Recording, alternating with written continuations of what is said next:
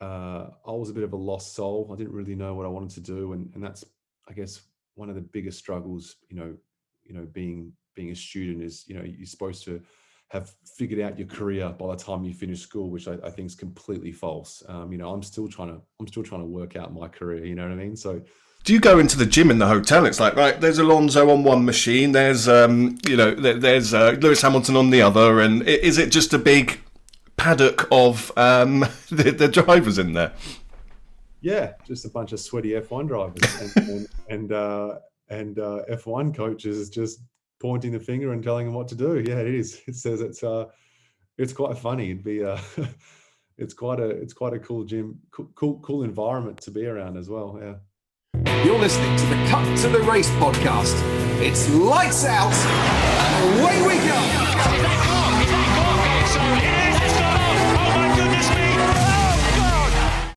Hello and welcome to the Cut to the Race podcast. It's an unusual one today because we're recording at 10 o'clock in the morning on a Wednesday, which doesn't normally happen, which means, Matthew, it's a little bit of a strange time for you, isn't it?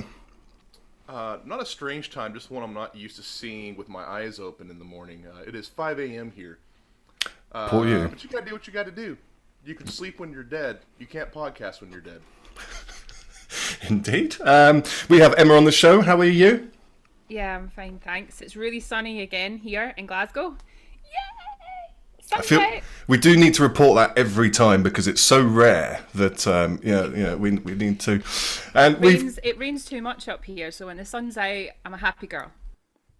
Good. Well, I'm glad you're happy today. I am too. We've got Callum, who had a power cut 5 minutes before we started recording this. How are you? Yeah, I'm going to need some cardio training, I think, off our guest, because I'm knackered now. The amount of times I just run up and down the stairs is ridiculous. And we do have a very special guest with us today by the name of Michael Italiano. How are you, sir? Hey, Ollie. Very well, guys. Thanks for having me. Where are you in the world today? I'm in London. It is sunny today. This is nice to see. So yeah, sunny London today. Here for a week before I head out to Portugal. Lovely. So for our listeners that don't know who you are, well, first of all, you're probably listening to the wrong podcast, listeners. But for our listeners who don't know who you are, can you please summarise yourself in one sentence? I'm Daniel Ricciardo's performance coach. So I fly with him all around the world and make sure he's fit and firing for every race. Thank you. Start off by just telling me, how did you guys first meet and how long have you been working with Daniel Ricciardo? I've been working with Daniel professionally for 4 years now. We met, I think, at a very young age. I think we met through mutual friends, probably about the age of 12 or 13 when we were teenagers. I didn't see him much because I think he left Perth, Western Australia at the age of 14, 15 to pursue a Formula One career. So he left and went to Italy and started racing in some of the World Series there and kept winning, which was nice. So he kept progressing. And so I'd only really see him once a year. So just kept that friendship there. And yeah, known him since 12, and we became, I guess, business part, or in business together since 2018, start of 2018. Okay, you say you've been working with Daniel for 4 years. Obviously, before that, you were just a personal trainer, I'm guessing. How did your life change once you partnered with Daniel and started working with him? And I don't mean in terms of career, I mean in everyday life, because obviously you must have just started travelling the world everywhere. I bet that was a big change. It was a huge change. The way I got the job was quite funny. It kind of just came to me as a bit of a surprise. He just randomly asked to catch up in December, so at the end of 2017 season. Coming back, he usually comes back to Perth in December just to see family and friends for Christmas, and we caught up for a coffee, and he asked if I wanted to travel the world with him, Daniel being a joker, I thought he was absolutely having me on, and so I gave him a bit of a smart ass reply back, and he was like, "No, I'm serious." So the reason why I say that is because that was like mid-December, and then he's like, "Oh, by the way, I need you in Europe mid-January." So when you say the life transition, Callum, I didn't really have time to think. It was like I got 4 weeks to move my life from Perth to Europe. So that was just crazy. So that was hectic. And then it probably didn't sink in till, geez, I reckon probably like 2-3 races in, it started to really sink in. And yeah, my life changed obviously dramatically, you know, going from a normal routine every day, waking up 6 a.m. clients, you know, at the gym all day training clients, to living out of a suitcase, not knowing where I'm going to be the next 7 days. It was quite mayhem. Do you think that was designed by Daniel so you wouldn't have a chance to back out? He's just like, this is what you're doing, pick now.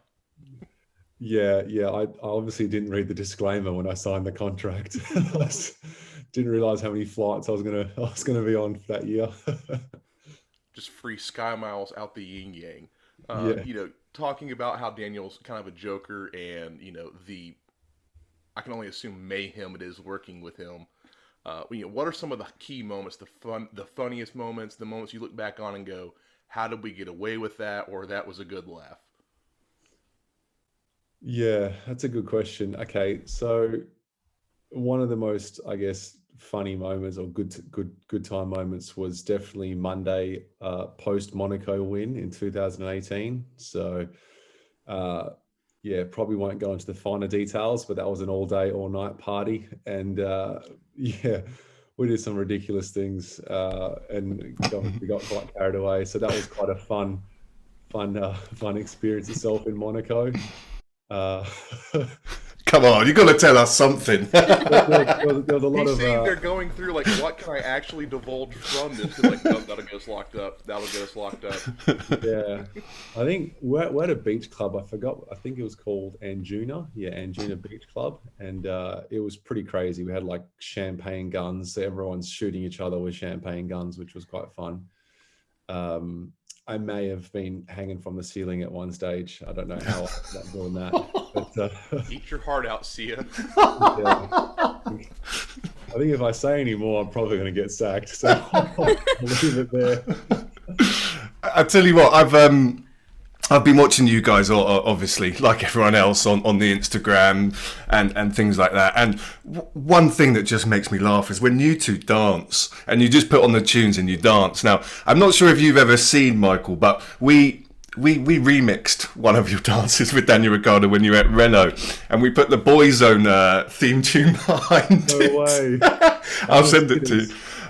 But what I think is different is you guys are just pure mates, and you can see it, and there's no faking it. And I think, you know, that really comes across in what you do. Yeah, and exactly. There's no hiding it. We are mates, and Formula One being such a high pressured environment, and you're in it from March to December, there needs to be times where you can unwind and just be a boy, if that makes sense. Like, you know, like there has to be times, you know, even at the racetrack, where you just got to have a bit of fun and just unwind a bit, because it can just be so intense, and you can kind of lose yourself a little bit if you're you know, within the F1 bubble. So yeah, you know, there'll be random times we're in the room and, you know, we've got, you know, someone flickering the lights, and then DR's all of a sudden dancing, and I'm like, oh well, you know, I might as well just join now. So, and yeah, so that's kind of where we're at. It's there's a lot of that.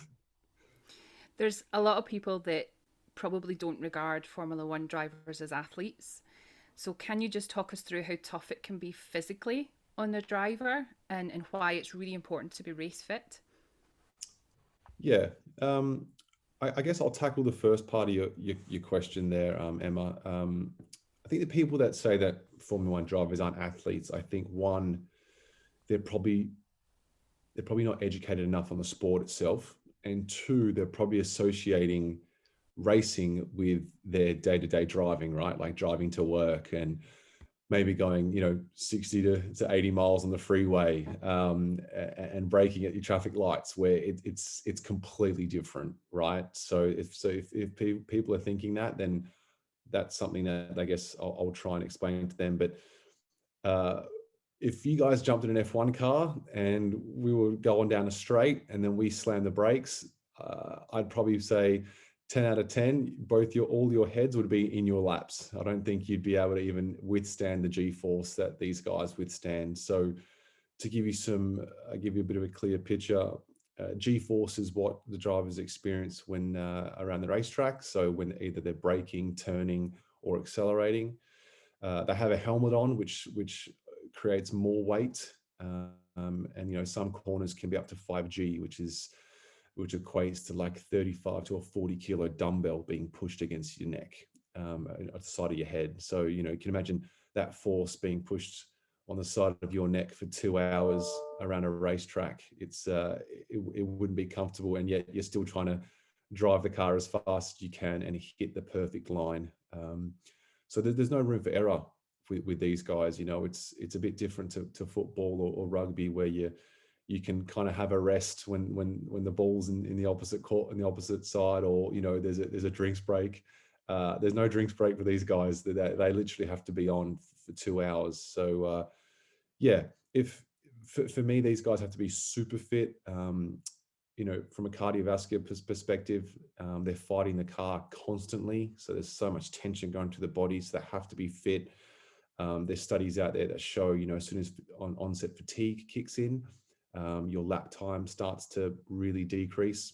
And so that's one thing that you want as an athlete, is to obviously delay the onset of fatigue as late as possible in the race, because that's when your lap time will start being affected. That's actually a genius way of putting that, is the weights. We all hear about the forces, but it's hard to really grasp what that means when we hear 5G lateral. That's brilliant. Thank you for that. No worries. Looking at your website, you work with a very, very broad client base. You've got musicians, footballers, cricketers, professional snowboarders, rally drivers, on and on it goes. Who's your biggest name drop, outside of Daniel Ricciardo, the one that you either worked with or that reached out to you that you kind of went, okay. To be honest, obviously Daniel's my number one priority. So I work with him full time, and a lot of other guys is just on and off type of work, or if they need my advice, I'm always there for them. But I'm a big Gang of Youths fan. So when Dave Laupepi came to me, the lead singer, and wanted some advice, I was all for it, man. I was like, damn, let's do it. Love my music, so that was pretty cool. Like a barter system, abs for some merch going on there? I was gonna ask for some vocal lessons, but my singing sucks, so I didn't. Surely you can ask Danny for some vocal lessons. I remember watching him singing on the stage at Silverstone a few years ago. He was pushed into it. He was forced into it by Martin Brundle on the stage after the race. Oh, okay. I'll send you the video. I've got the video of that. You can rip him. Bless him. You've obviously been at a number of F1 teams now, following Danny. Which one was the best atmosphere?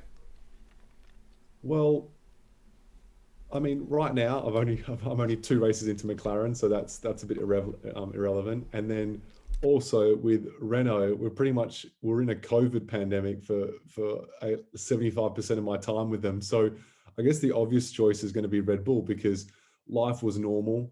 Red Bull parties are awesome. They host really cool events every race. So that first year as well, maybe because it was my first year in F1 and it was so hyped up, and Daniel also won 2 races that year. So that year was very fun. So yeah, you could say the Red Bull brand is very fun. And that was definitely a very, very memorable year for me for many reasons. But I think COVID affected my my experience with Renault, because we obviously couldn't do as much, and obviously McLaren I've just started, but each team's got their benefits, I guess, and positives, but I did have quite a lot of fun in 2018. So, without getting you into trouble here, do you think McLaren are going to top that? Because obviously we're coming out of the pandemic now, and they look like a pretty cool place to be at the moment, don't they? Yeah, mate, they are. I think they can. I think they're an awesome brand. I think they're an awesome team, and they have a really cool marketing team. So I think they can match it, and I reckon they can too. Well, let's see a Zach Brown party. Let's see how that compares, shall we? Yeah, I'm all for it. We're gonna have Michael train Zach Brown to where he can hang off the chandeliers. No comment. Who or what inspired you to become a personal trainer? Did you have like pictures of Arnold Schwarzenegger on your wall as a kid, or? Good question. I didn't really have a role model that influenced my career decision. Funny enough, coming out of school, out of college, I was a bit of a lost soul. I didn't really know what I wanted to do, and that's, I guess, one of the biggest struggles. Being a student is, you're supposed to have figured out your career by the time you finish school, which I think is completely false. I'm still trying to work out my career. You know what I mean? So. I actually started studying civil and structural engineering. So I did that for 7 years. And I was in an office, 9 to 5, just a regular job. And what kind of changed my mentality, Callum, I was always into sport and fitness. I was competing in Aussie rules at the time in Australia. That crazy sport. I like when everyone just nods their head and smiles when they hear that. But I actually read a book called Rich Dad Poor Dad from Robert Kiyosaki. It's a financial book, right? It's a finance book, and I read it just to purely learn a little bit of basics on finance, because again, something that you don't learn in the school curriculum is how to handle your money. So, but I got a massive life lesson out of it. He talks about the fear of not actually pursuing something that you're passionate about, and I finished the book and I was like, geez, what am I doing? Like, yeah, I'm in a comfortable job and I know what I'm doing and I'm good at it, but my passion is in health and fitness. And so that was kind of literally, Callum, I just flicked the switch, literally. Like as soon as I finished the book, the next day I signed up for a course, and boom, there I was, just ongoing studying to be a coach. It's amazing you said that, because I read that book about a year and a half ago, and then probably 6 months later along came the FormulaNerds. I hadn't actually put the two together until you've just said that. It's honestly, if you need all our listeners, if you need to change your life, give that book a read. And no, we don't get any promotion from it. No, I don't know Robert personally. I wish I did. Yeah, me too. So we all know that Daniel really loves a good pre-race playlist. He's really into his music, and I know that you are as well. Do you have a sort of like workout playlist? Because I know that when I'm in the gym, I have like a gym playlist. It's mainly all sort of 90s old school dance music. But do you have like a kind of workout playlist that you like to work out to? Yes, I do have a workout playlist. However, if I'm working out with Daniel, I'm not allowed to have control of the music. He's the boss. Really? So I've listened to some of Daniel's favourite music. Yeah. I'm not a fan. I provide the Bluetooth speaker, and then he's like, "Okay, turn off your Bluetooth. Now it's on to me." It's I think the only thing I get bossed around in would be the music department, I think. But yes, I do have a workout playlist, but I only get to listen to that when I work out by myself. What's the first track on it? You know what? I'm going to click it right now. Okay, here you go. I Miss You, Fundamentals. So love my Fundamentals. If you haven't heard them. Yep. And then a bit of Casbo. What else we got? RL Grime, bit of Griffin, Kygo, Petite Biscuit. So yeah, varied. Who the Child? Yeah, pretty varied. Griffin, but then Daniel's very, very varied. Sometimes come race day, he wants to be pumped up, so he'll have some heavy metal or metal. Other times, like the race just gone in Imola, we're driving in on a Saturday, and he was quite relaxed, so he played Taylor Swift Exile, and we just sung that. No way. I love a bit of Taylor Swift. Love it. I wouldn't have predicted that. That was nice, just driving through the Bologna Valley and just listening to Taylor Swift. It was quite picturesque. It was quite a scene. That one wasn't on Instagram, was it? No, maybe we should do that. I think it's like the playlist for ADD. There's no way you could put that on shuffle and know what you're going to get if you went through. Yeah. Okay, so obviously you met Daniel 3 or 4 years ago. You started working together. How did you know what to do when it came to training the neck? Because obviously the neck is a big focal point for the drivers. How did you know what you were doing? Good question. I didn't know what I was doing. So what I did, I lent on Daniel initially. So Daniel obviously had particular exercises or routines coming through his junior years and also through his Red Bull junior years as well, that he adopted and that he was used to. So we worked with that for the first year, whilst I kind of gave myself some time to do a bit more reading and some research. And I end up getting into contact with a very, very knowledgeable professor here in the UK, Dr. Don Gatherer, and he has a GS harness which we now use for the neck. It's a very, very safe and efficient harness for training the neck.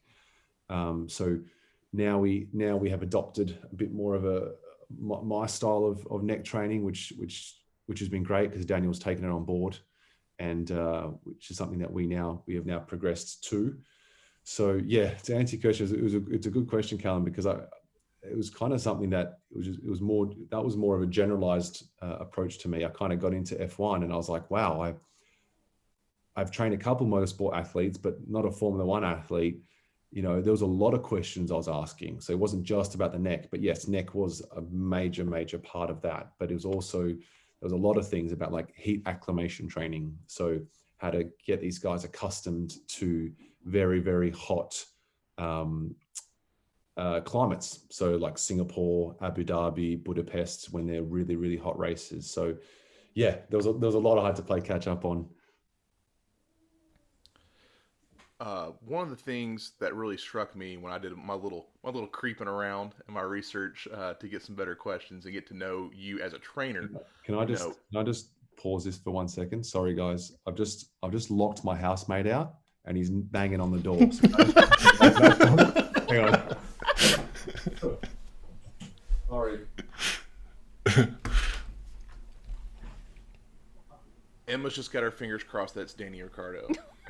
Can you imagine? Yeah, sorry guys, I locked him out. My bad.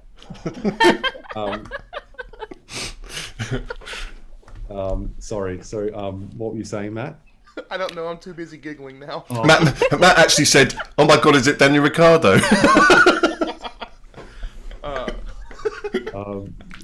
My bad. All right. Professional. One of the things that struck me going through your website and your Instagram, your socials, and getting some research done about you as a trainer and you aside from Daniel, it's just inundated with celebrity and normal people, endorsements, and it's all positive. And you have a very positive tone and a very uplifting message in any time you post or share anything. What is it like to look at all these people you have impacted in such a tangible and meaningful way and go, I did that, or to see somebody turn their life around for the better and realize that because of your efforts? Yeah, thanks, Matt. That was a nice little compliment there. I'll take that. To be honest, that's my main motivation, and that was the number one thing. That is why I started, right? So never forget where you came from. And when I first started out as a personal trainer, my number one goal was to change these people's lives. And as soon as I started doing that, it honestly, it's priceless. And you can see from the feedback when you actually put effort in and you actually care for your clients, you can make a really big, significant impact on their lives. And that is literally my main motivation and one of the whole reasons why I love what I do. So that's also like, yeah, it's something I'll always do, and it's something that I always will care about. And yeah, it's something that I'll never get sick of. It's very humbling to hear these kind feedback, the kind feedback that I receive. And yeah, it kind of just, like I said, it motivates me just to keep working harder and keep becoming a better coach, because, you know, we can always improve. So we were at the British Supercarts last week, and I'm sure you're familiar with supercarts. These things are ridiculously fast and wide open and on the floor. And we were interviewing one of the drivers there, Samantha Hempshaw, and I said, I'm interviewing Michael Italiano next week. Help me sound intelligent. What should I ask him about being a racing driver and training? So what she said is, obviously F1 drivers, they do a huge amount of fitness, as you do for, you know, driving a supercar as well. But at what point do you let the body recover and rest? Do you do that a day before the race, or do you not? Yeah, good question. So a lot of people think being his coach is all about train, where it's actually the opposite. And it's actually something that I thought my job would entail when I first started. Was, okay, we were doing all this training. So I went and, funny enough, went and periodized all this program for an entire year and realized it was so irrelevant once you actually start getting into the calendar. So pre-season, all right, we're training once or twice a day. We're getting super fit. We're preparing for race one. But once you're in the calendar season, you know, when you got those double headers and triple headers, there's hardly any training.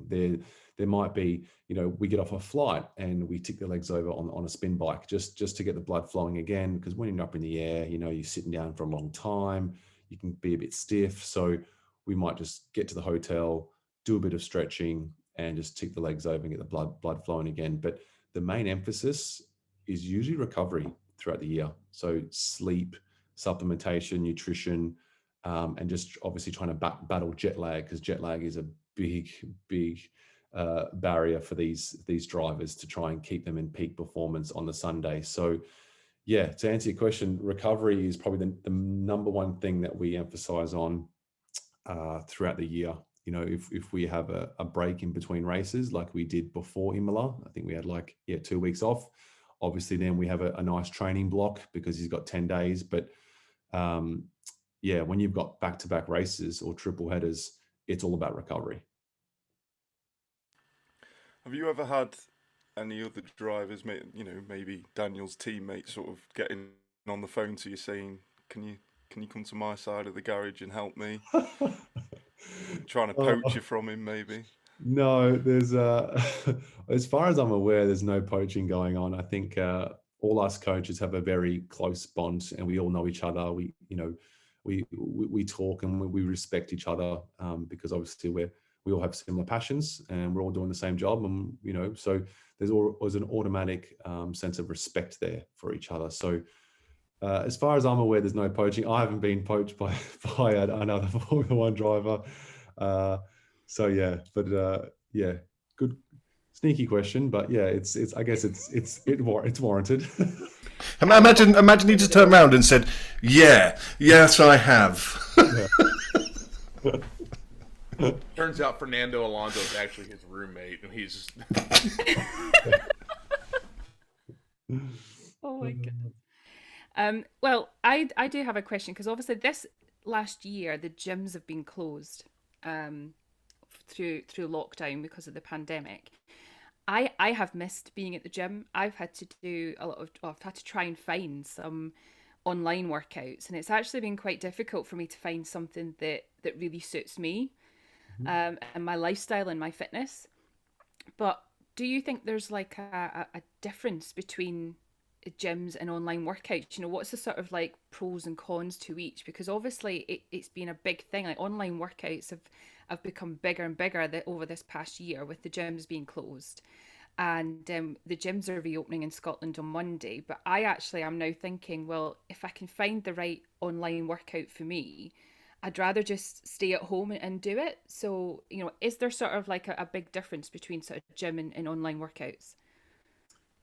Yeah, it's a good question. It's probably the main question that the fitness industry has handled the last year, right?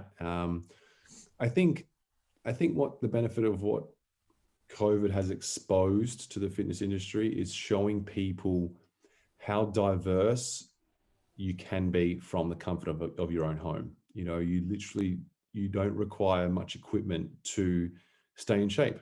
And so that's been a positive, and that's something that I've tried to endorse through the pandemic. You know, I've put a lot of in at home body weight programs out there so people can use them. I've done a lot of free 30-day fitness challenges on YouTube, which is all body weight. You can literally do it at the comfort of your own home. Yeah, I've just started the Dare to Dice one. I was Yeah, knackered you know, yesterday. Absolutely knackered yesterday.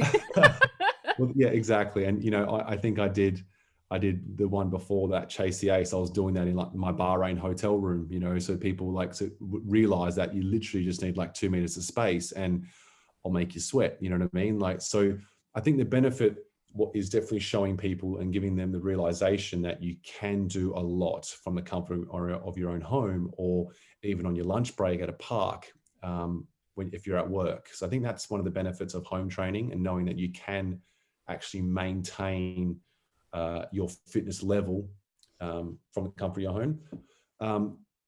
The benefit of a gym for me is the morale, the energy that a gym brings. If you're part of a gym, you know, a good gym brings a very strong community. You know, you know the coaches, you know all the members. So when you get there and you're starting a class, or you're starting your workout, you have your gym buddy there, or you have people around you that are like you, right? They're trying to achieve a goal. They're, you know, you might walk in a bit unmotivated, but then all of a sudden you've got old mate Harry over there, who's your mate, and he's absolutely smashing it, and you're like, you know what, I want to match him. And so you've already, you can bring some energy from that gym, where at the comfort of your own home, it's very easy just to sit on your laptop all day and just go, should I get up and just do a workout, or I could probably just keep working, you know what I mean? So you can get stuck in a bit of a rut at home, where a gym brings that strong morale.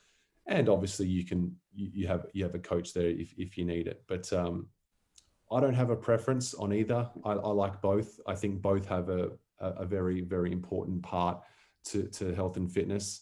Obviously, it's very convenient if you're time restricted to do things from home. And me and Daniel have done all our training from home in the last year and a half, and he has stayed in peak condition. So that's proof in itself that you can do some really, really good things from the comfort of your own home. I think Matt Fraser, like 4 or 5 time CrossFit champion, he just always trained at his home gym in his garage. So there you go. When you, well, in normal times, let's forget COVID times, but in normal times, when you're booking into a hotel for a race weekend or whatever, I assume most of the F1 personnel are in the same sort of place. Do you go into the gym in the hotel? It's like, right, there's Alonso on one machine, there's there's Lewis Hamilton on the other, and is it just a big paddock of the drivers in there? Yeah, just a bunch of sweaty F1 drivers and F1 coaches just pointing the finger and telling them what to do. Yeah, it is. It says it's quite funny. It'd be it's quite a cool gym, cool environment to be around as well. Yeah. You know how wherever you go in the gym, there's always that one guy that's on his phone at like the Smith machine or something like that. Can you imagine the level of whinge there must be in that gym? With like Alonso telling Lando, "Oh, I want the elliptical."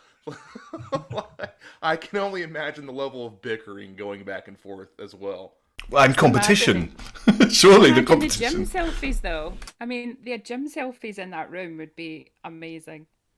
Yeah, maybe I get there early and just set up a GoPro in the top corner. Oh, please do it, please. I would watch that. We can get Attenborough to commentate over that. George Russell enters and removes his shirt to show his dominance. Matt, I still don't understand how your brain works, but I love it. Oh. Right.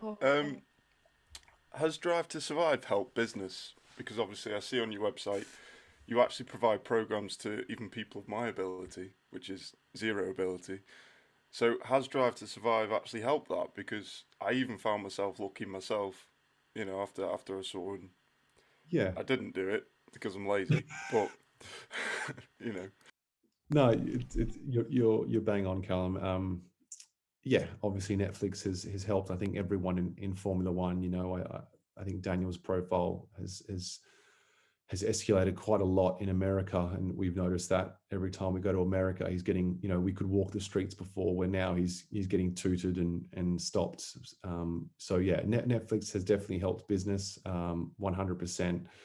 I've got a nice global community going, which is amazing, and yeah, I'm continually trying to grow it, and yeah, show people that my style of coaching can definitely help, and it's definitely not the norm of coaching. I do take into consideration a lot more lifestyle factors than what maybe some of these apps do. So yeah, Netflix has definitely helped. I guess there's a positive and negative of that. Like they're like a they're like a fly on the wall. They're always there.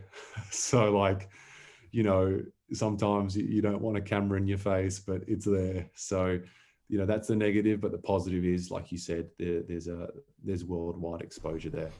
Talking of Netflix quickly, when Daniel said the famous intro of Netflix are a bunch of, aren't they? Did you just go to him and go, oh my God. Right, did you see that come in? Was that as just off the cuff as it looked? Yeah, it was completely random. I mean, Daniel can't, like, you should see half the things he says to Netflix. You're lucky those haven't been aired. That's one of many of lines that he's dropped. And to be honest, I actually forgot about that until they actually launched it, because obviously that they're with you so much and you say so much, you just forget what you've said. And I actually forgot that bit until I actually watched the episode. that puts it into context of how much he must say then if you forgot that bit. Correct.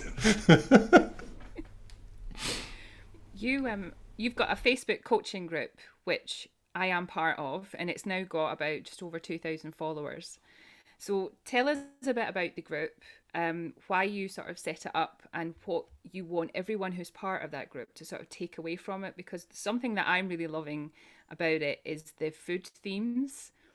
And as much as I did try and have a go at making a smoothie last week, I tried to make a virgin pina colada and then just thought, this doesn't taste right. Put the rum in it instead.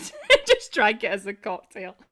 You should have just taken the photo and just run to the ingredients. It would have sold me. I was like, oh, it's the weekend, just do it. So like, it was actually really tasty. I loved it. But I'm making a halloumi salad today, and I am going to put that on the group because I love a salad. Well, I love a salad. You've just told everyone now, Emma. So now you've got some accountability. So you have but yeah, look, to answer your question, it kind of goes back to my last comment about your gym v home, where I talked about that gym presence of having that strong community. So that was kind of where that idea came from, where I was like, well, if I'm going to build this online platform, I want all these members to be able to interact, or people of like-minded, where they can interact as a community and, share each other's success stories or struggles, and team up and find a fitness buddy, so, which has been amazing. Like I don't know if you've seen it, but yeah, like there's girls like jumping on Zoom calls together and doing the workouts together. There's people like, commenting in there, asking for motivation, and then people are just, sending through their good vibes. And so that for me, that's what a community is all about. It's, so that's kind of the main reason why I did that, is so people understand that not only will they have the full support of me, but they'll also have the full support of like-minded members. And yeah, it's been really cool how it's, and I'm glad you're a part of it, Emma, and can't wait to see your halloumi salad. That's it. Pressure's on now. Better look good. I mean, you want to talk about the ultimate accountability holder? You literally just told the man himself, like, I'm doing this today. So, Michael, you have full reign to just like get in her inbox and be like, hey, where is it? What are you doing? I'm going to. It's wrong. One of the things that really touched me going through a lot of the testimonials and the comments and the feedback I found is, you espouse mental health as much as you do physical in a lot of your socials. How crucial a component of any fitness routine, regime, life change, or even reaching a goal, do you feel that mental aspect is? And how can we cultivate that through the lifestyle changes that you're trying to implement throughout the world? Yeah, I think it's number one, because in my mind, if your head's right, your body won't be right, and you won't stick to anything, right? So, which is Suddenly, my why. fitness makes a lot more sense. You said if your head's right. Well, because like everything ties in, right? So this week I'm actually launching like a lifestyle quiz on my website, where you take the quiz and it breaks down like you like you said, your nutrition, your mental health, your struggles, and your fitness barriers, and it kind of just breaks it down into a package, and then I give you my recommendation on what you should do from there. So it kind of ties into what you're saying there, Matt, where if your headspace isn't right, nothing's going to work. And that's just me from experience as a coach, but also personally. Like everyone goes through phases of fitness phases in their life. I think the average lifetime that you stick to like a proper fitness journey is about 3 months. So what I've noticed is people stick to a fitness journey for 3 months, and then they probably find another thing to stick to, or they find another type of hobby to stick to. It's forever just an ongoing cycle. And what I've noticed in my own personal side is when my head wasn't right, I didn't achieve great results. I didn't train well. I didn't train consistently. But all of a sudden, it's when your head's right, it just feels easy, right? And then people are probably saying, well, how do you get your head right? Well, the one thing I do with my clients is I ask them to find clarity. And clarity is, what is the reason why you're going to wake up and pretty much take my advice? So if I'm asking you to eat this and exercise 3 to 4 times a week, like, Matt, why are you doing it? And Matt, you might say, because I want to lose 10 kilos. But the real reason is, why do you want to lose 10 kilos? And it's kind of like, okay, because my partner wants to go cycling on the weekend and I actually can't keep up with her, and it's actually affecting our relationship. Boom, I'll write that down. What else? And then all of a sudden you've got 5 to 10 real deep restrictions as to what's actually holding you back. And then all of a sudden I'm like, okay, well, you're going to stick this up on your room. And all of a sudden now you have clarity. So when you wake up and you don't want to put your fitness gear on, your clarity's there, and it's kind of like, okay, no, this is why I'm doing what I'm doing. And that's about getting your headspace right and not actually confusing what you're trying to do. And then after we do that, Matt, we then set small goals, because, okay, we've set, we're going to make you lose 10 kilos in 3 months, but 3 months is so far away. So you could wake up and go, oh, geez, 3 months is so far away, right? And that can just be unmotivating in itself. But I'll be like, well, Matt, how about this? I'll give you a 2-week goal. And your 2-week goal is to cut your beers from six a week to 2 a week. That's your goal. And all of a sudden you're like, boom, that's my goal for 2 weeks. The goal is a massacre. Yeah. And then you hit that goal and I give you another one. And then before you know it, we're literally at the 3-month mark, and you're like, holy crap, like this is awesome. And so finding ways to just keep that motivation and keep that drive. So that's obviously, it can be a lot more complex than that, but I'm trying to keep it simple and for all you guys listening out there. I think we can take some advice out of the paddock here, because obviously you've got motivation to train if you're an F1 driver. The motivation is there every day of your life. But if you're working from home during this pandemic, and you're just you're working in your bedroom or you're working in your front room or whatever, it's the mental aspect of actually doing the fitness in the first place. But how do you think that doing fitness can, well, basically reversing it, how can fitness help your mental health? Well, one, exercise will improve your sleep, right? And I know sleep is a big topic at the moment about how to get better sleep. So number one, if you exercise, you're going to get better sleep. And if you get better sleep, cognitively, you're going to be a lot more fresh and focused for the day ahead, right? So that's the number one thing why health will help you. Why exercise will help your health. But also, exercise releases dopamine, releases serotonin, so it releases all your feel-good hormones. So you're going to feel good after doing exercise. And it's actually going to boost your energy levels as well. So you are going to be more productive during the day, whether you think you're not going to or not, you will. So I'm a big advocate that exercise just should be a part of your lifestyle. That's simple as that. It's not a training regime. It's a lifestyle. And exercise doesn't have to be a 10 out of 10 intensity. Like people have to understand that. Like, for instance, yesterday I had a really busy day. I just jumped on the bike and did some low intensity spin for 30 minutes. Like it can literally be as simple and as low impact as that. But it's just about being consistent with your training. You don't have to pick up heavy dumbbells and absolutely smash yourself every day, like you might see on Instagram with the CrossFitters who just maintain an insane load of volume of training. But these guys have adapted to this over time. That's what people have to realize. So it's something that me and Daniel adopt. So I'm programming for Daniel for this week, but I've got some really low impact stuff for him because he's still trying to get over the weekend's I guess physicality. So I just want people to realize that it doesn't always have to be a 10 out of 10 workout. So we know that nutrition is really important to reach your goals with your fitness, but surely you allow yourself a cheat day. And if you do, like what is it that what's your go-to food? Mine is Doritos, by the way. Chili heat wave, Doritos. Well, whole bag. People might not like me here, but I actually don't believe in a cheat day. I think it's like it already provides negativity about the whole it's a cheat day, or so like even like the whole cheat meal. I don't even want to associate it as a cheat meal, because then it kind of already puts in your head that you're doing something negative, right? Where I'm kind of like, okay, this Saturday, I want pancakes and I want a lot of them, right? So what am I going to do to earn those pancakes? Okay, so I'm going to train consistently for the next 5 days.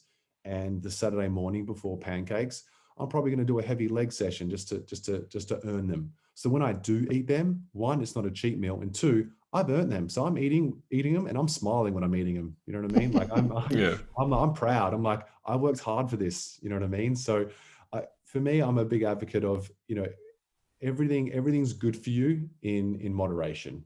And then to answer your question, Emma, what am I going for? I'm going for a big, dirty, greasy American burger. I just love it. I love burgers, and the greasier, the better. Like if the grease isn't dripping down my hand as I'm holding it, then it's not good enough. We had Lawrence Barretto on the podcast a couple of months ago. Have you been for a burger with him yet? Because if you haven't, I think he's the man. Really? No, I haven't. Okay. So he's Matt, remind me. He's written a list. Has a ranking system or a list for the burgers around the world, and he literally researches and does almost like a food critic review wherever he goes. The man is a burger connoisseur. So I tell you what, I will pay you for that list. We are the brokers of this list now. Yeah. The guardians. Yeah. I have one more question on the food topic, being the resident foodie, except for Emma. On your socials, you have these amazing preparations that just look, Michelin star chef quality. I have to ask it, did you cook all of those that can be found on your site? And if so, how is it fair that you're that good looking, hang out with rock stars, work in F1, and have the dance moves you do? Oh, how are the rest of us supposed to compete with that, Michael? Man, that question really went off topic. I wasn't expecting the second half of that. No, I wasn't. Yes, Matt, I cook them, but let's just be straight here, right? Like, there's a lot of stuff ups in the kitchen. I'm not gonna lie. So like, don't think that everything I do is like perfect one hit wonders. Okay, it takes time and effort. It's a bit like this podcast for the listeners who think that it just goes to plan. No. I feel like today's gone to plan though, hopefully. Yeah, we were all flapping at like 9:45 this morning. Matt wasn't even here. Callum had a power cut. Michael, it's been a real journey, and actually, and I'm not just saying this because we're facing each other right now, but I think you've inspired me to get my arse into action, because I'm a bit of a Callum when it comes to I'll do it later, I'll do it tomorrow, and you know, with lockdown and day jobs, there's always an excuse to have, and I don't think that there should be. So I think you've taken some inspiration out of the F1 paddock and brought it onto this show. So I thank you for that. For the people who have also felt inspired by what you've said today, how can they follow you? How can they get involved and see what you do? Yeah, so my website, www.michaelitaliano.com, that's my fitness platform. So that's a paid service. So if you want to be involved, jump on my website. I also provide a lot of content on my Instagram, so at Michael Italiano. So I provide a lot of free content on there. A lot of my F1 life is on there as well. So if you want to follow some F1 stuff, some insights into my journey into F1 as well. And on either of those platforms, you can sign up to my mailing list where I send a lot of coaching emails. And as Matt recently did mention prior, is I do talk a lot about the mental health side. So I talk a lot about self-confidence, resilience, positivity and belief. So just getting people in the right mind frame before they embark on any journey. It doesn't have to be a fitness journey. It can be a career journey, you know. So I love writing those emails too. Amazing, thank you. And I think this podcast wouldn't be complete as you work for McLaren F1. Where are you going to finish in the season this year? As a team or as a driver? Both, please. Okay, team. I'm saying third. I think we'll finish third. Obviously, I'm going just off the two races, but McLaren, Mercedes, and Red Bull look very strong. I think the third battle with Ferrari is going to be very, very tight this year. I think we're going to have a really good battle with Ferrari, which I'm really excited about. From a driver standpoint, I'm hoping for I'm being optimistic, but I'm hoping for like a P6, a P6 or a P5 to P6 would be great. Daniel still has a lot to catch up on with the car and get used to. So yeah, hopefully he can just keep plowing in consistent results, and then once he's comfortable, I have no doubt he's going to go bang. And how will the 2022 regulations affect the drivers' training, physique, performance? Is it going to be a completely different sort of car to drive, or is it just different car, same thing? Yeah, good question. To be honest, it's always different because the car's always getting quicker every year. So when the cars get quicker, they experience more G-force. So whatever our PBs are last year, the goal for every year is to make sure that we beat those PBs, because they're going to have to be fitter and they're going to have to be stronger every year. So, because the car's always evolving, the athlete has to keep evolving. So we're always trying, or not trying, we are bettering ourselves, which is great, because there's some athletes out there that think, oh no, I'm in the best possible shape I can be. It's like, no, there's always room for improvement, and having that accountability, knowing that the car's always going to be quicker, it's kind of like, yeah, you're right, I need to be better this year. Okay, has any of you three got anything else? I'll edit this little bit out. I've got one more question, Michael. Ollie's got what we like to call a little bit of a bongo belly. The other day he was sat on the sofa, honestly, he's doing this. He's playing bongos on his belly. How do we make it so it's more of a wall sound? How do we make that happen? Cal, this job you've got, mate, it's no longer. Yeah, he's got a wedding in September that he needs to get in shape for, and his missus would kill us if we didn't make that happen. So. I've actually enjoyed Callum's questions, because he always has like a quick smirk on his face before he says anything. So I knew it was going to be a cheeky question. The bongo belly, that's a famous one for too much beers. Would I be right, Ollie? Yes. Okay. Yes, you got me. How did you know this? At least 5 were consumed while he was playing the bongos on his belly. Yeah. Well, yeah. So good old bongo belly is a drinking one. So if I was giving any advice to Ollie, I'd be saying cut off the beers and get on the vodka lime sodas, and that'd be a start. Right, I'm straight down Tesco after this. Sorted. Well, not after this. It's the morning, but you know what I'm saying. Tequila like an adult. That'll be our excuse, Ollie. Yeah. Thanks for that, Cal. I really appreciate it, mate. No worries. No more questions for you. Oh dear. Any more? No. I'm broken. I can't follow anything up now because all I can imagine is the different timbres that we. If you're the bongo belly, I'm got to be like either a bass drum or a timpani. That's what I'm going through my brain right now. Yeah, we'll start a little percussion, Matt. Okay, well, thank you so much, Michael, for joining the show today. It's been awesome. We've had a good laugh as well, so thank you for that. We wish you the best of luck this season. Obviously, you and Danny. And let's catch up in the future as well. Don't be a stranger. No, definitely. No, thanks for having me, guys.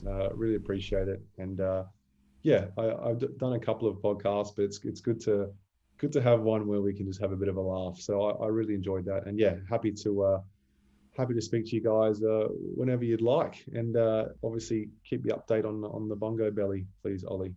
I will. I'm going to go and tell my fiance now that you're my personal trainer for the wedding. So yeah. He's given me all the advice I need. Stop the beer. Thank you. Speak to you soon. Cheers. Thank you. Thanks, guys. Thanks, Mike. Cheers. Thank you.